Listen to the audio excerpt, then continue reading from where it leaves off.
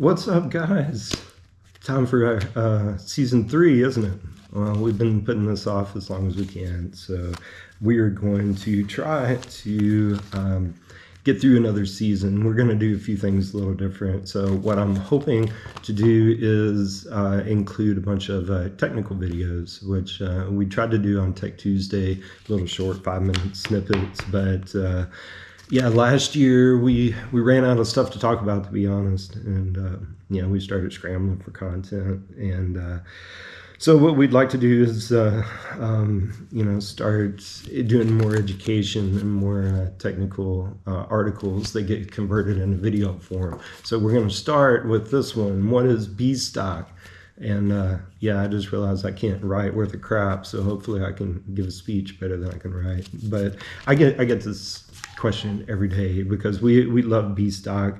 Of course, if you guys didn't know, I grew up pretty poor in rural Kentucky, so I can definitely appreciate trying to stretch the budget, and B-stock definitely tries to help stretch the budget. And so yeah, it's a win-win situation. A few people have tried to look down on it. I don't think there's any reason for that. I think most of this is going to be about clips, especially heritage, and you just have to remember that they're going through so much volume.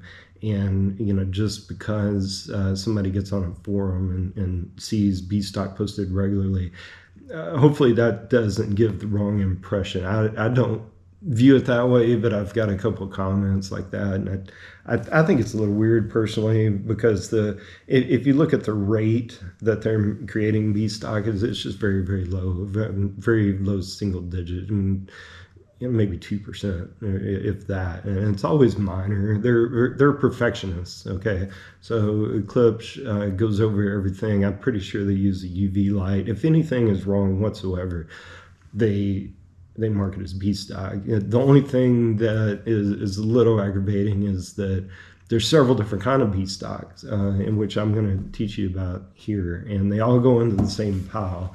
And unfortunately, they don't tell you what's wrong with it at all. So the only way to remedy that is for dealers such as myself to actually inspect it. But it goes beyond just them. So we've got a warehouse full of Q Acoustics, B-stock, and open box. We have to inspect every one of those too, because people will return it and they'll say it's defective, and we don't know what's going on.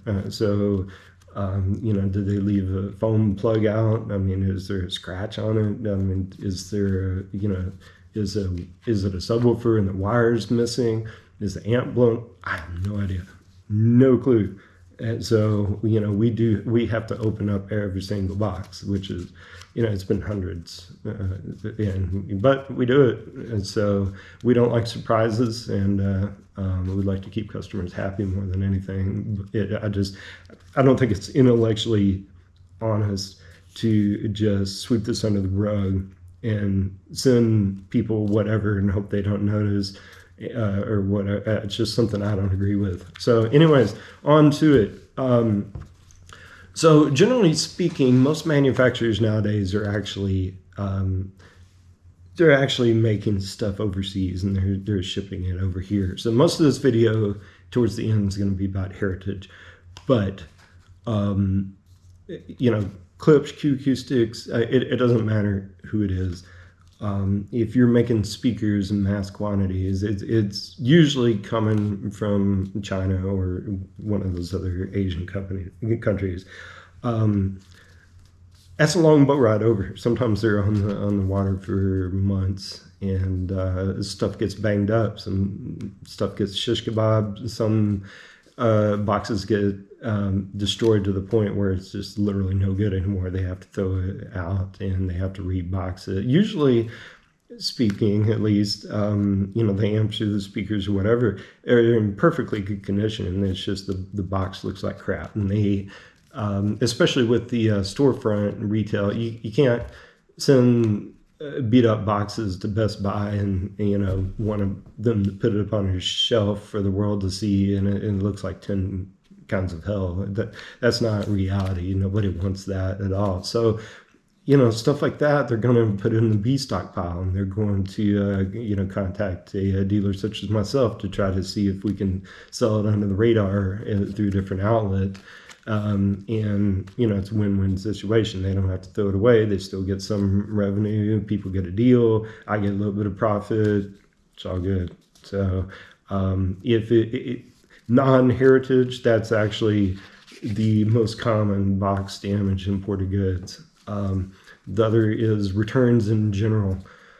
So you got to remember that nowadays most manufacturers sell stuff themselves. Dealers have to directly compete with the manufacturers 99% of the time. And especially with Amazon. So the hot thing to do in the speaker world nowadays is that there's a certain term for it I hear all the time, but the layman's term is that we're a manufacturer. We want to have a monopoly on Amazon. That's the end game. That's the end goal. So they want to have as few dealers as possible on Amazon because Amazon just sells a crap ton of stuff. And, if you ain't got to go through a dealer, that you're getting all that profit. So why wouldn't they? But with Amazon, it's you have to accept all returns, and they have a bunch of them. So basically, a lot of stuff gets returned, at least with clips, like 100%. Every single time it's B stock. At least with Q acoustics, like the way they work is that if everything is there, if the box looks good, if they open it up, things are okay, and the customer says, "Oh, I just changed my mind," that's open box. If the customer says, even if it looks perfect, if the customer says this is defective, which a lot of people do because they got a guilt complex about returning stuff, that gets marked as B stock. So if you see B stock Q acoustics, that's because somebody said, "Hey, there's something wrong with this. I'm returning it." It may or may not be the whole story. Anyways, on to heritage, which is what most people ask about. And so we try to get as much of this stuff as possible. Like I said, we'd like to help the guys on a budget out, and this is a good win-win situation, and it helps everybody. And unfortunately, there's several different kinds. I got several different notes here. I'm going to explain everything that I've seen. There's probably more, but I'll hit the biggest issues. So the first is variances in the veneer. What this means is that they like A stock to be very uniform, okay, very perfect, very similar to what you see in the stock pictures. And if there's anything at all that doesn't look like the stock pictures, it's B stock. So there could be knots, there could be cracks. The cracks could be big enough that they put wood filler in. There could be heartwood stripes. So I see that a lot. With cherry, there could be pink stripes with walnut RF7s, which is actually hickory from what I've been told. Sometimes there's sapwood stripes. So you see these big yellow stripes, which has happened with heresy before. So if you see a big yellow stripe, yeah, that's sapwood. Automatic B stock pretty much every time. With cherry, like if you get a cherry heresy or forte, a lot of times cherry will have these little bird's eye knots. They're not even the size of a pencil eraser. They're like half that size. So you see a lot of that. And sometimes those bird's eye knots are so small that they'll be on one panel and not on the other, even though they're matched. And automatic B stock every time. So yeah, luckily they went to the manufacturer of the wood panels that Klipsch doesn't actually take veneer and put it on MDF. They just order MDF that's already pre-veneered, and they actually went to the manufacturer and it was like, "We're getting entirely too much of this stuff. Can you please just inspect it in this manner before you actually ship it?" And they did that. They did a real good job, and that eliminated a ton of B stock. Sometimes it still happens though, but one thing that kind of falls into that scenario is where to, oh yeah, there it is. Veneer that is too thin. So basically, sometimes you get a chunk of veneer, that is paper thin, but it's in with everything else. So basically, you get a sheet of veneer, you build everything goes perfectly. The workers did a perfect job. The corners look perfect. The edge banding looks perfect. The wood grain looks perfect. It perfectly matches, and then. What they do is take this masking tape, this blue masking tape, and they put it around certain areas so they don't damage it while they're doing very fine sanding. So there's been situations where they get to that point and they'll rip the tape off and a chunk of veneer comes off just because that veneer is paper thin. It didn't adhere correctly, and it is what it is. At that point, the only way to fix it is to put wood filler on there. So that used to happen more often, but since they went to the manufacturer and tried to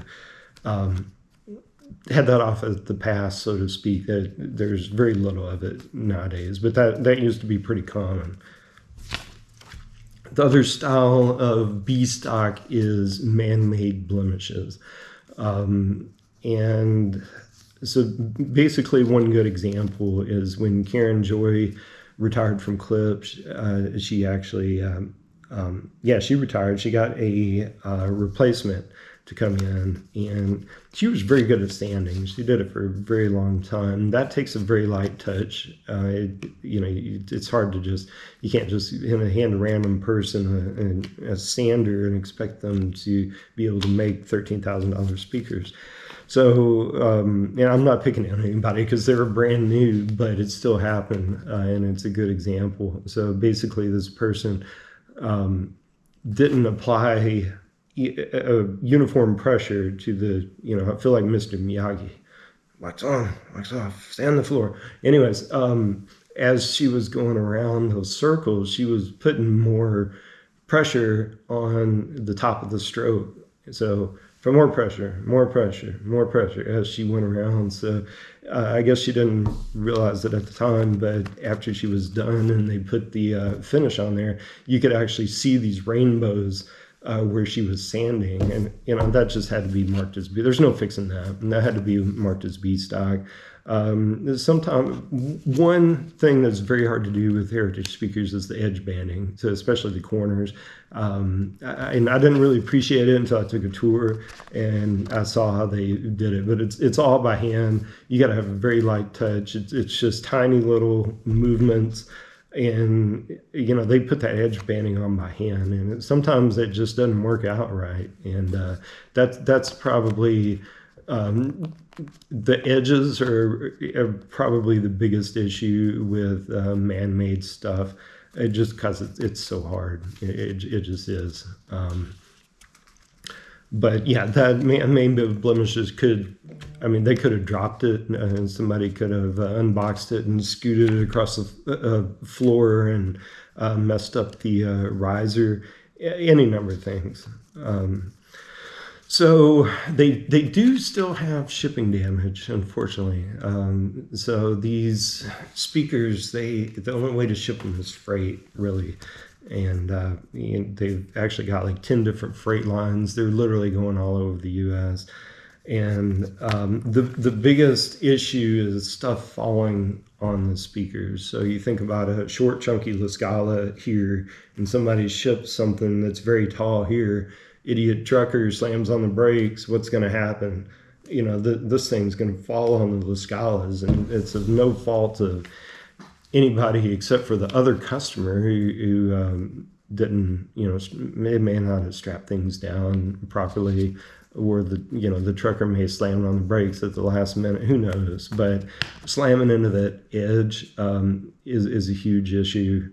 So they can actually, take it into their little clips hospital, and you'd be surprised how well they can fix the stuff. So a lot of the B stock is repaired, stuff like that, and it's so different every single time.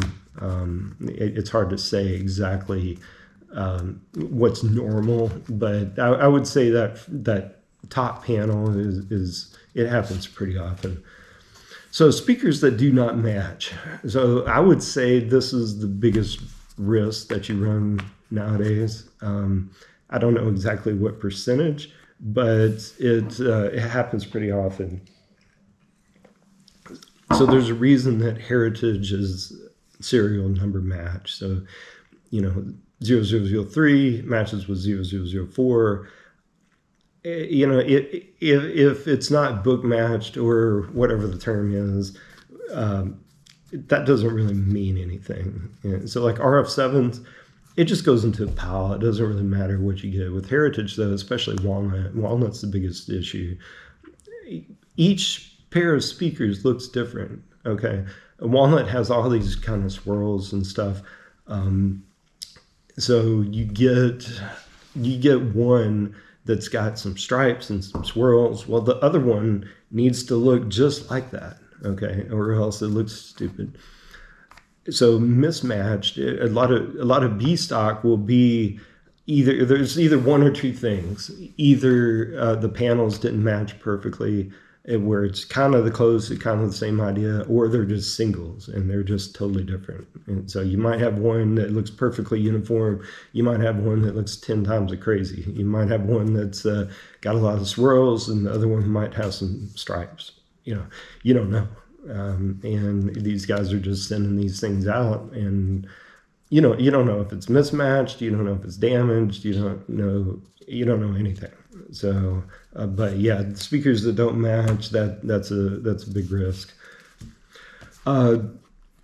Bonehead stock. So we call this lovingly bonehead stock because what else are we going to call it? Like I said, there really should be about 5 different kinds of B stock with clips. It should be like 5 different grades. It shouldn't just go into the same pile. So you should have damaged, you should have mismatched. They ought to grade them at least on a scale of 1 to 5, so we know what's going on. But the best B stock that you can get, we call Bonehead stock. And Bonehead is basically Roy Delgado's nickname. He goes by Chief Bonehead online.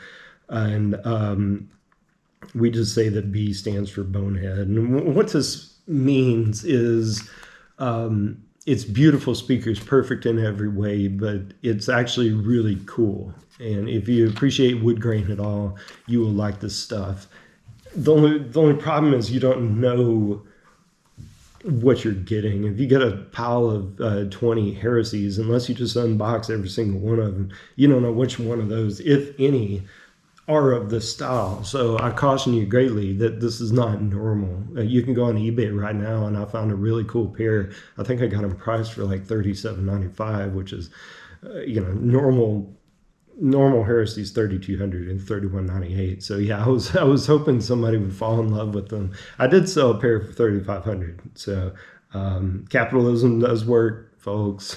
So I'm sorry, but I gotta eat.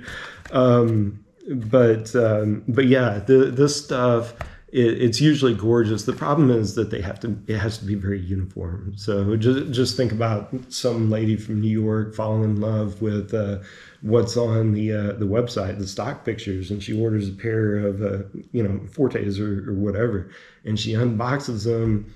And instead of uniform and looking like every other picture, it's 10 kinds of crazy, and it looks like an alien head or weird stripes, or some people appreciate it, some people do not. So Clips is approaching that with a mindset of being overly cautious, I guess, and it goes into the B stockpile like everything else. So there is a chance you will get Bonehead stock. It's not a very good chance. It does exist though. So yeah, that's about it in terms of what you might run into. You got Bonehead stock, which is very rare. Speakers that do not match, which is pretty common. You got fixed shipping items. You got man-made blemishes, which may or may not be fixed to some extent. You got veneer that's too thin that could rip off. You got variances in the veneer, knots, cracks, hardwood, things like that. Returns in general, box damaged imported goods. So that's a that covers 98% of anything you'll ever see in B stock. Now, do keep in mind that even if you do get a cool pair, even if you do get a almost perfect pair, but you get a good deal on it, it's not all fun and games. It's not all rainbows and unicorns. So the biggest issue, you got to remember, 90-day warranty on clip stuff. Now with Heritage, they like to dangle a carrot out in front of you with that 10-year warranty. You have to pay full price to get that. You have to get A stock to get that. So with B stocks, it's only 90 days warranty. So you're giving up the vast majority of your warranty. The good thing is that most of the time, you know, with halfway expensive speakers, you could literally replace every part on the speaker twice and still come out ahead.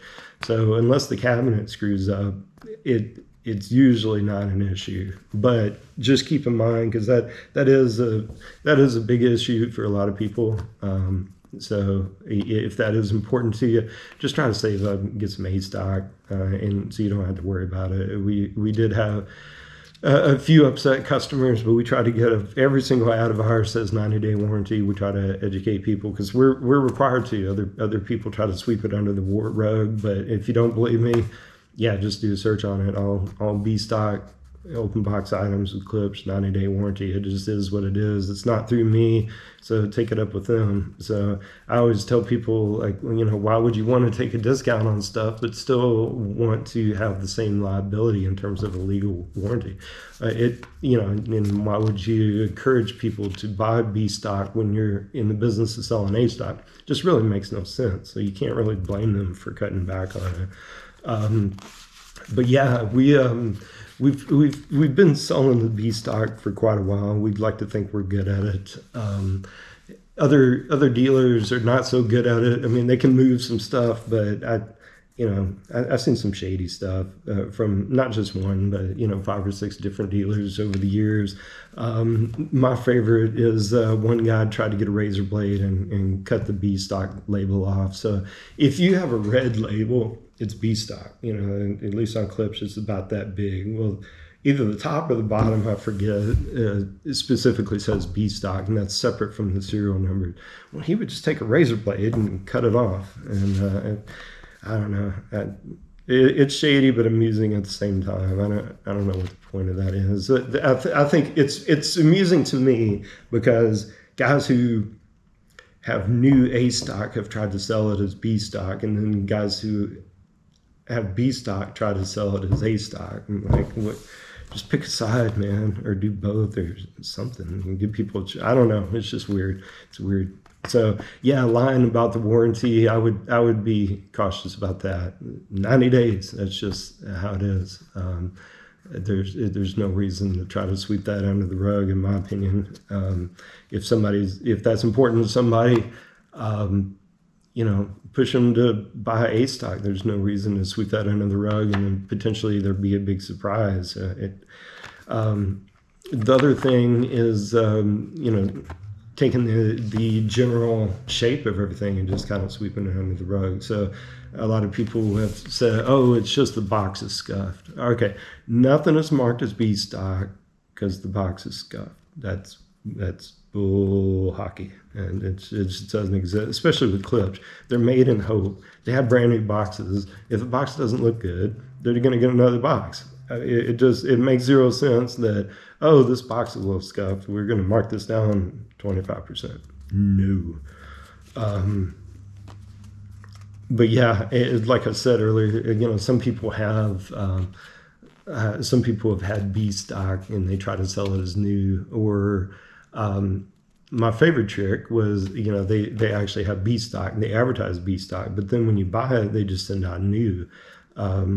Which they think is a clever trick. It'll catch up with them eventually. But unfortunately, some people have actually gotten new stuff. And first thing they want to do is blast it online, and people get the idea that this is normal. And it's just not. It's just a shady practice is all. And it puts us in a weird situation because we're, administering a group that is well over 20,000 people. And I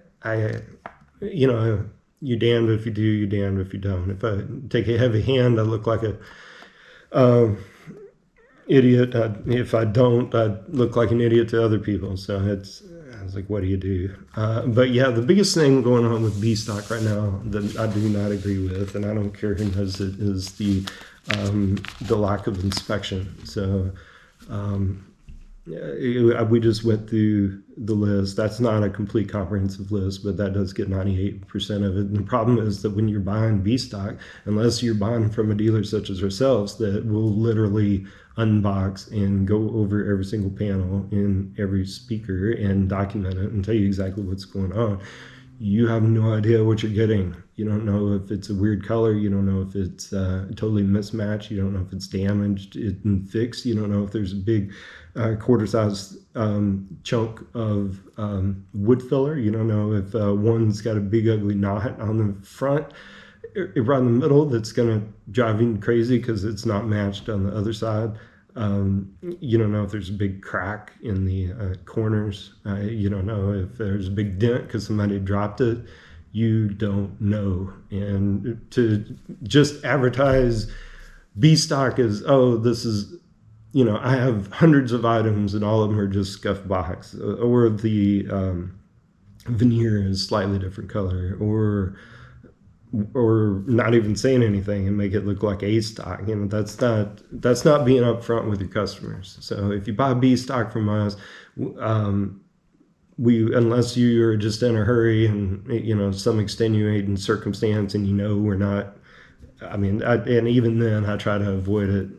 If you just buy B stock period from us, we're going to do everything in our power to inspect every single panel and tell you exactly what's going on. I think you deserve that. So like I said before, we grew up poor, so I certainly understand trying to do everything possible to stretch the budget, but you shouldn't do so blindly. You should know what you're investing in. You should know what you're getting. So anyways, that's all I've got for now. Hit us up.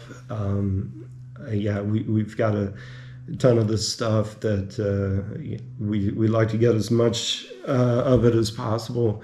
Like I said, we got a whole warehouse full of Q acoustics right now, so we're trying to branch out other than just clips. But we do have, at least it's running low, at least right this minute. Of course, this is going to change in a week or two. We do have some RF7s. I forget what else. We do have a set of Cornwalls. I would like to get more, but anyways, we just do the best we can with what we can get our hands on. And holler at me. We've got it. Since I'm here, I've unfortunately been very visible about the B stock thing, and some people have probably gotten the